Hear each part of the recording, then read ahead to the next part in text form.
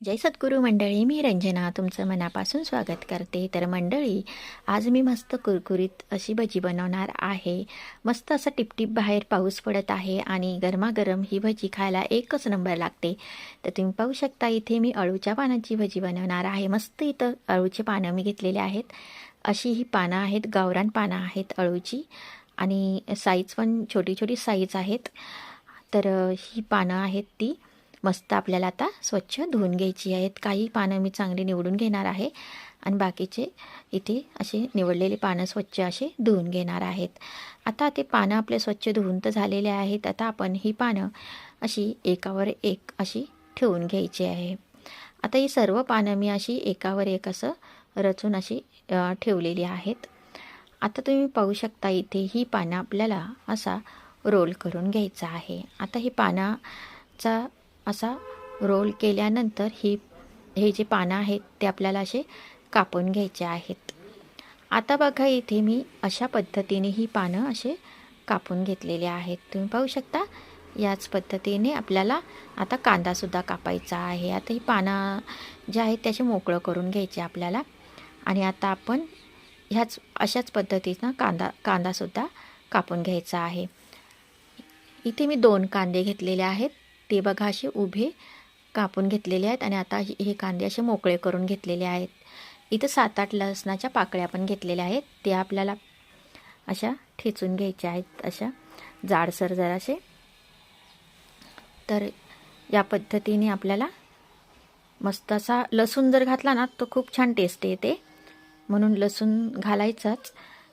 आता आपण पाहू शकता, इथे हा जो कांदा आहे तो मी स्वच्छ पाण्याने धुवून घेत आहे. कारण पावसाळ्यामध्ये ना कांद्याला अशी बुरशी येते, काळपटपणा येतो, म्हणून कांदा धुवून घ्यायचा आहे. आता हे पानं वगैरे आहेत ते मी अगोदर धुवून घेतले होते. मग कांदा घातला, त्याच्यानंतर ठेचलेला लसूण घातला.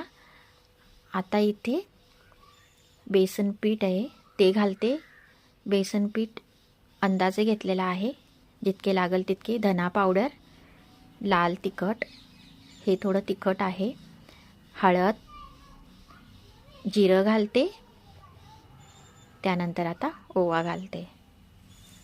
जिरं, ओवा, हळद, मीठ, आता हे सर्व आपण घालून घेतलेलं आहे.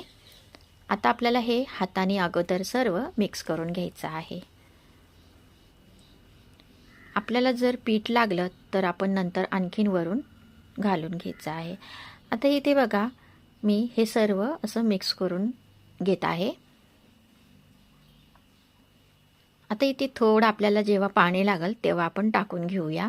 सर्व मिक्स केल्यानंतरच आपल्याला पाणी घालायचं आहे, म्हणजे सर्व एकजीव होईल.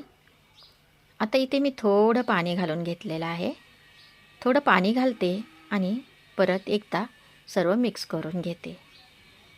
या पद्धतीने जर तुम्ही बनवाल ना, खूपच छान अशी क्रिस्पी कुरकुरीत एकदम मस्त अशी भजी टेस्टी लागते.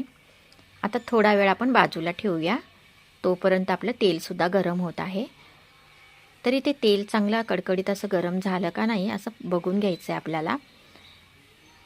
आता या पद्धतीने आपल्याला भजी अशी थोडी पसरट हाताने करून टाकायची आहे. तेलामध्ये याच पद्धतीने भज्या अशा सर्व सोडून घ्यायच्या आहेत आपल्याला. बाहेर जर असा टिपटिप रिमझिम पाऊस पडत असेल ना, तर खूपच छान वाटते ही भजी खायला. म्हणजे कुठलीही भजी राहिली तरी छानच वाटते. पण एकदा या पद्धतीने अशी पण करून बघा, ट्राय करून बघा. मस्त आता आपल्याला सोनेरी कलरवर अशी तळून घ्यायची आहे. छान आलेला आहे कलर पण. बघा इथे. आता इथे भजी आपण या काढून घेऊया. एकच नंबर कलर आलेला आहे आणि मस्त अशी कुरकुरीत झालेली आहे. त्याच पद्धतीने आता सर्व भज्या आपण काढून घ्यायच्या आहेत. बाकीच्या पण ह्या काढून घेते.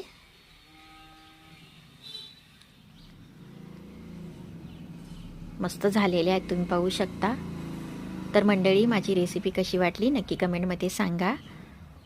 लाईक करा, शेअर करा आणि हां, सबस्क्राईब करायला विसरू नका. चला तर मग बाय बाय, भेटूया.